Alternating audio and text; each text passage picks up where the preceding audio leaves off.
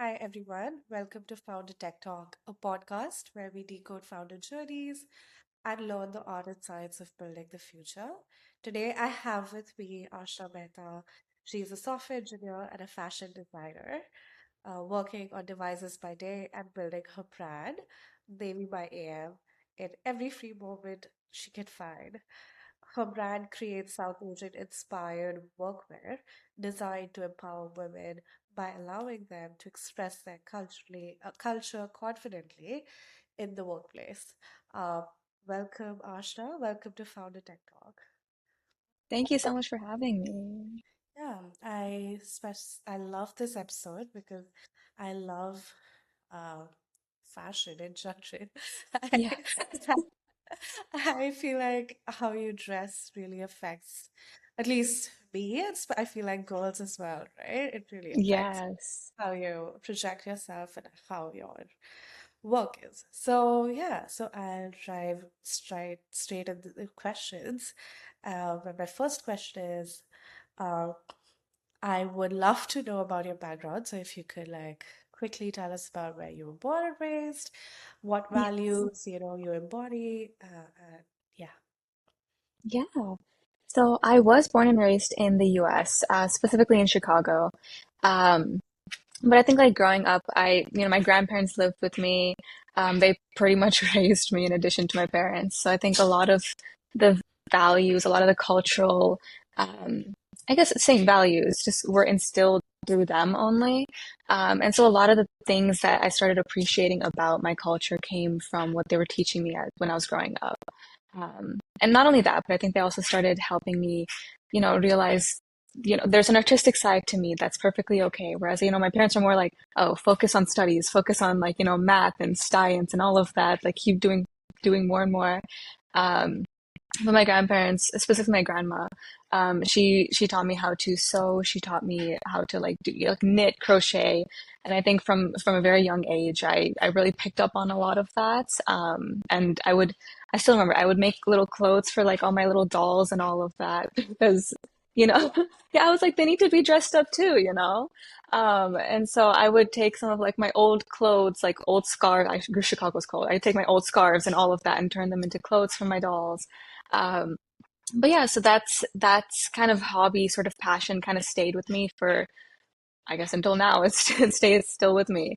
Even as I went through college and did computer science and did all of that sort of tech related, heavy sort of lifting there.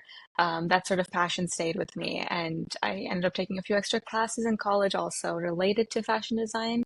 And then very recently, actually ended up deciding to start my own brand. Yeah. That's so, you're like, I feel like you're very privileged. Even growing up in India, I did not have access to my grandparents a lot because like we are a lot of Yeah. kids, so they had to spend time with like a lot of, Yeah. but you're so lucky, like even being in Yes.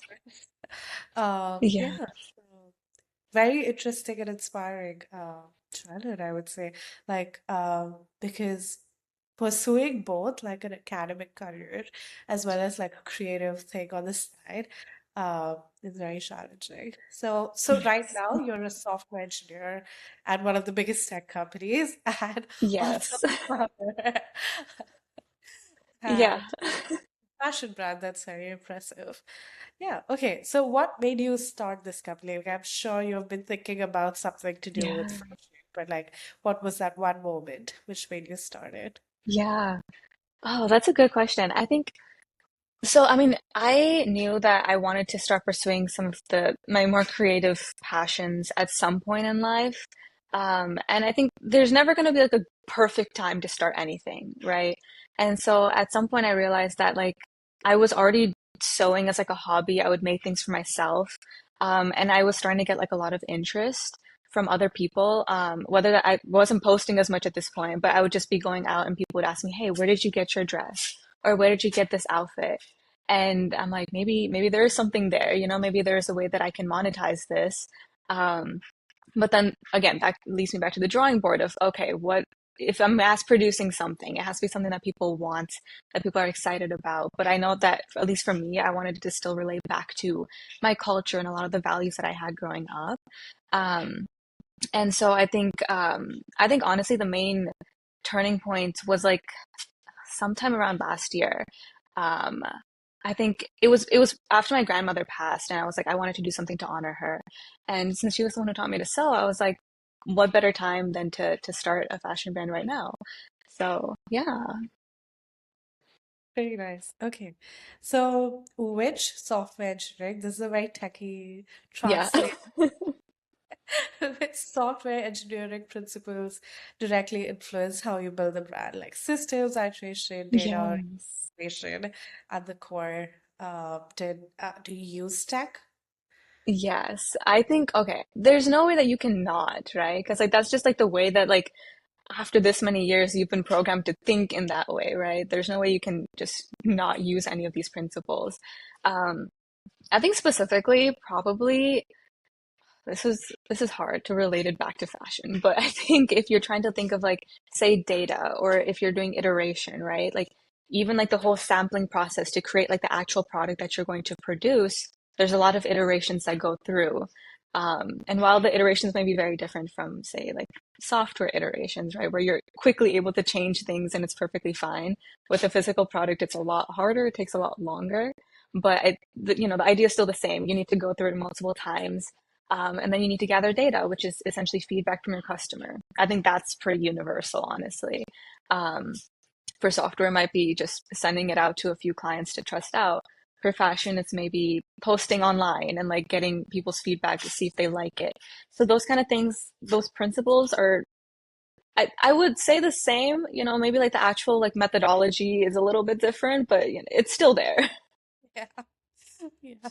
Okay. And yeah. So, did you ever make any mistakes? Like, do you make mistakes? I'm sure, like, there are a lot of steps. And do you, like, ever make a mistake in, like, building what you do and how do you correct it? Like, I'm just, like, curious of, like, founders never talk about the mistakes that they make. Yes. But I'm sure, like, because, like, that'll be inspiring for people to know if you had made mistakes. Yeah. Oh no, absolutely. I think there's, I can like list so many mistakes I've made. I think, at least for me, like this whole process is something so new, right? Like even if I was sewing things for myself, if I was making, one-off items, that's completely different than starting an entire brand where you're mass producing something. And so I think the mistakes can be quite costly, especially in fashion, because everything is just so expensive. Material is expensive. Labor, especially if I'm doing it in the US, is very expensive.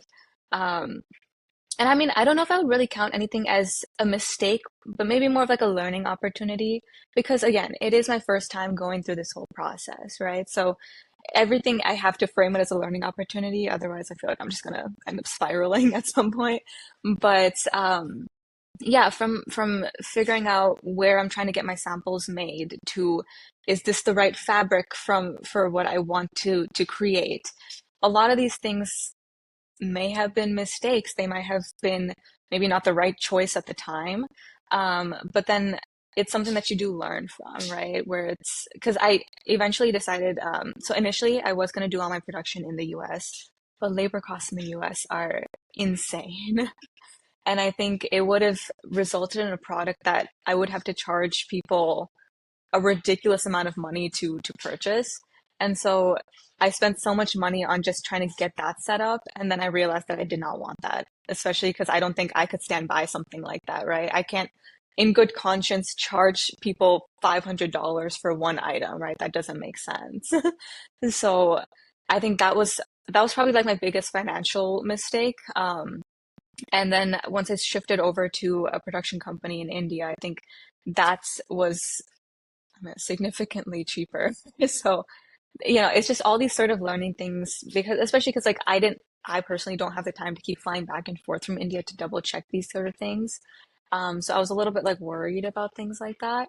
Um, and I mean, like in that case, if there was a mistake, I wouldn't know until it's maybe too late, right? So there are trade-offs to everything, right? So yeah, I mean, I know I didn't give you like a specific mistake, but I think the entire, This is quite yeah, helpful. So where in India is your production? it's in Mumbai. Oh, nice. Yeah. Okay. Yeah, yeah, yeah. Have you ever like been to Mumbai to actually check how things work on ground? Not yet. So I have a few like family members. I have a few like interns that I've been working with from like, fashion schools in Mumbai who've kind of been doing a lot of that for me until at least I can get there, So I'm like, there's people I trust who are able to do a lot of that until I myself can go. Just because again, it is a little bit, you got to take time off of work, you got to figure it out. It's a lot of back and forth and it does get a little bit complicated. Yeah. Yeah. Which brings me to my next question is how do you decide the price point for each piece? Yes. Like, could you just talk about like your Yeah. thinking behind deciding the price points? Yes. So, I mean, there is like a mathematical formula for this one, right? It's essentially you would take into account all of the material costs for one piece. So, like, even if I'm getting like 250 yards of one fabric, you're only going to take into account how much fabric is actually being used in one piece. So, for example, like one blazer might only use 3 yards of the fabric, right? So you would take the price per yard, multiply by three, and that's how much for that specific material. So you do this for basically everything that's involved, including all the different closings like buttons for a blazer, shoulder pads, like all these like sort of miniature things that you might not even consider. You add all of that up, and then you also include the labor costs, so the cost it takes to actually make the product. This is why I was saying in the US, if that labor cost is like $100 an hour and it takes 3 hours to make one blazer, yeah, that's an additional $300, right? So that's already a little bit crazy. Um, but you take all this into account, and then ideally, you do want a profit, right? So you usually work in some sort of a profit. The goal for a lot of fashion brands is to eventually get to like a 1.5 to 2, 150 to 200% profit. For smaller brands, maybe when you're starting out, maybe that's not as possible. So maybe you're going for more of like a 25 to 50% profit. So it's sort of all these sort of calculations that you kind of figure out beforehand. And even when you're negotiating with your production companies, right? Where like you take that into account when you're actually figuring out the labor costs for them as well. Interesting. So like, okay, India, can you like not give me Yeah. exact numbers, but can you tell me a range of how, like, what is the difference in the production costs in the US versus India? Like, what is the difference? Is it like 1x, 2x, 10x? Yeah. Oh, that's it's hard to give you. I think that the most um or like the best comparison I can give you is even for just like, so my fabric is printed, right? And so if I'm looking at how much it costs to print it here in the US versus how much it costs to print it in India and then get samples and everything made. So say like here, it might have cost like for one piece, I think it was like $4,000 to $5,000 for that whole process. In India, it cost 300 for all of my samples, like 300. USD. Oh, USD. Oh my USD, God. USD, sorry. 300 rupees. I would have been like, yes, take my money, actually. So if you're looking at that, like I don't know how many times that is, but like if you're looking at $5,000 versus $300, right? That's already a massive difference. More than 10x. So like, Yeah. yeah, interesting to know. But yeah, okay. So how do you deal with the competition? Are there other brands which are trying to achieve the same thing in the US? That's a good question. I have seen a lot of people who are trying to say make like Indian blazers with like a lot of heavy embroidery, things like that.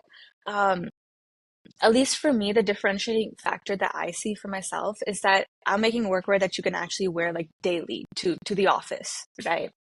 Where it's not like maybe more of like an occasion piece, which is how I view the other brands, which of course there's nothing wrong with that, right? Like I think they're still beautiful. There's still a time and place for them, but it's not maybe something that you can wear to an office, especially in the US or like a client meeting.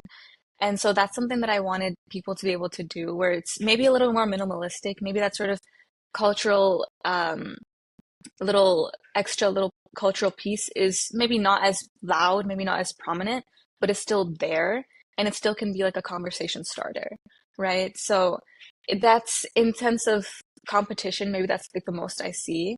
Um, yeah, yeah, This is, I'm like happy to know that there's like no other brand that is actually making blazers for workwear because I know a lot of yeah, like Indian brands try to enter the US market with like the yeah, West workwear inspired by Western yes, clothes, but I think none of them would have thought of like actually like making them for the offices, yes, right? yeah, Yeah, okay, so cool. So my next question is if someone copied your designs yeah, perfectly tomorrow, uh, what would they still lose? Like, what edge would you want to preserve? Like, like, because I feel like in social media, I feel like people are just, you kind oh yeah, of like, yeah, it's everywhere. You can't really control yes, who you show it to. Like, if you want to show it to like a certain, like, where you segment of the population where you want to market, but you kind mm-hmm. of, it's public, right? Totally. Yes, of course. So, what edge are you trying to preserve? Like, are you consciously working towards like having like an edge which no one can uh, copy? I think honestly, the edge is never going to be in the design, right? Like at the end of the day, you're right. Like this is not like so extremely unique that someone can't recreate it. I think what I want though is I want like to build that sort of community aspect of it, right? Where it's not just at the end of the day fashion, but it's also like an actual community of people who support the brand, who support each other. And I think that sort of is more of an edge than any sort of actual design ever will be. Because like Exactly. even if you're looking at like the design, like say I hand drew this one specific design, that doesn't mean that someone can't also just copy that same drawing, right? But I think no one can just also, yeah, no one can recreate an entire community of people who support a brand or who support each other, right? So I think that's the edge that I'd want to preserve. I think that's exactly the answer that I was looking for because Yeah, even when I was thinking of like the brand that I'm trying to create, I think yeah, people love like at least the intentional buyers and yeah, they always look for a good brand story. And once they're loyal to it, they talk about like, oh, do you remember like the blazer that I wore that time by Devi by AM? And they yeah, start quoting you. And that's how you sort of build like the brand loyalty and like that's yes, irreplaceable, even if you find a similar piece somewhere else. So right, I think that's very difficult to build, but once you build it, I think it's like priceless. I think you can't really yeah, put a price on, that kind of support from people. Uh, yes. yeah.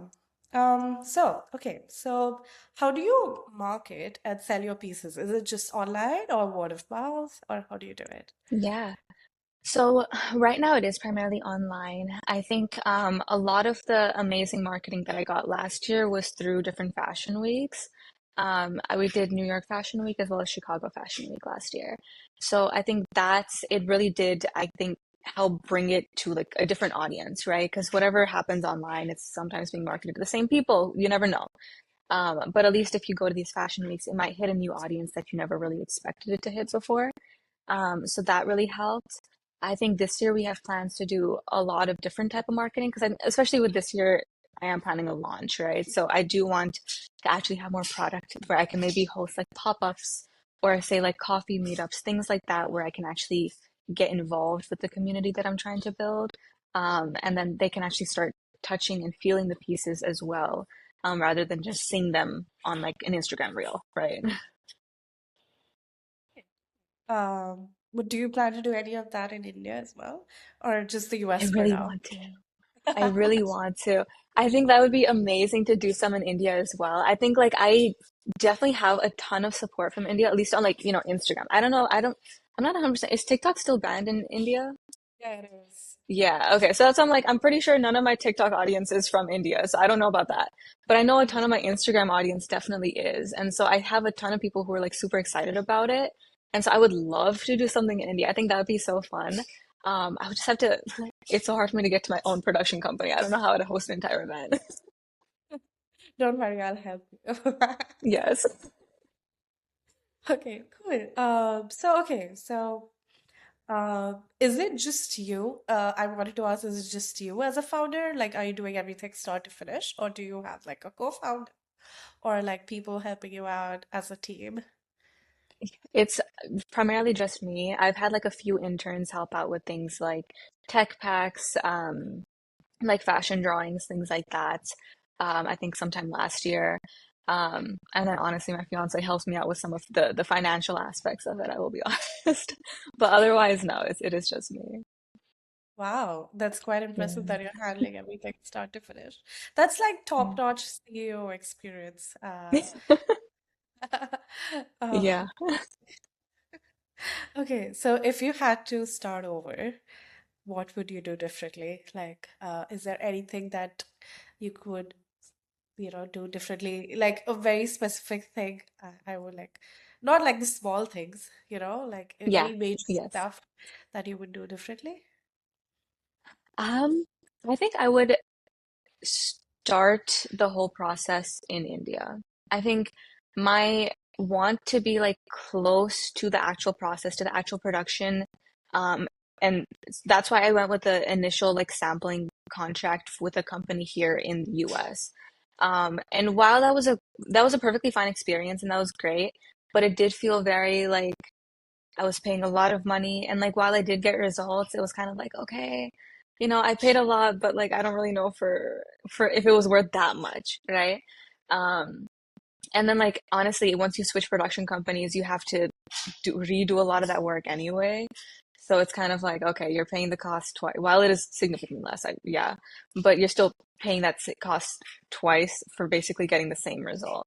So I think I would probably just like bite the bullet and immediately start in India. And like, if that meant having to take a trip or something at the beginning of this whole process and then start directly there, I think that's the biggest change I would have made. Yeah. Okay, which brings me to my last question, which is my legacy question, which I ask all of my founders, is what are you envisioning for your brand for the next 5 to 10 years? Yeah. Oh, that's a good question. I think that's such a hard question, especially for a lot of founders, because you're so stuck in the now. You're like, oh, got to get this launch out, then we got to get this marketing done, and then so on and so forth. But honestly, I think 5 to 10 years, I want this to be like the forefront of, oh, Indian inspired workwear. This is the brand, whether it's for men or women or anyone, right? I, It's I want it it's for men as well. right now, it's just for women, but I have had a lot of requests from a lot of guys who are like, I would wear that. And so I'm like, we will try to get something for you out here. Um, So that's why I'm like saying I want to expand it, right? Like to be more than just women. Because like at the end of the day, a lot of people do want to represent their culture in their workplace. And I think especially like a lot of guys wear suits a lot, right? Like I think they would love to have something like this where they can represent what their culture is. And so I would want to expand it to pretty much include anyone, and not really be like sort of like, you know, for a specific group of people, including moving it across like basically the entire world. I think right now, obviously, India or US is my main focus, but I'd love for it to be in like London, Dubai, who knows, right? Um, but yeah, I want it to be like sort of synonymous with, oh, yeah, like Indian inspired workwear. That's Devi by AM. We know that. So like, I would love for that sort of recognition. Yeah. Fine. Yeah. Okay, so that's all of my questions. Thank you Yeah. so much, Ashna. This was really fun and like your answers were Yes. really crisp, so I really like that. Yeah. Thank you. Yeah, thank you so much. So, for the people listening, if you like this conversation, please share it with a friend. And I have also enabled comment section on the YouTube section, so you can type in your comments, whatever you feel about this video. Thank you very much, Ashna, again. Uh, and for the audience, I'll see you in the next one. Bye.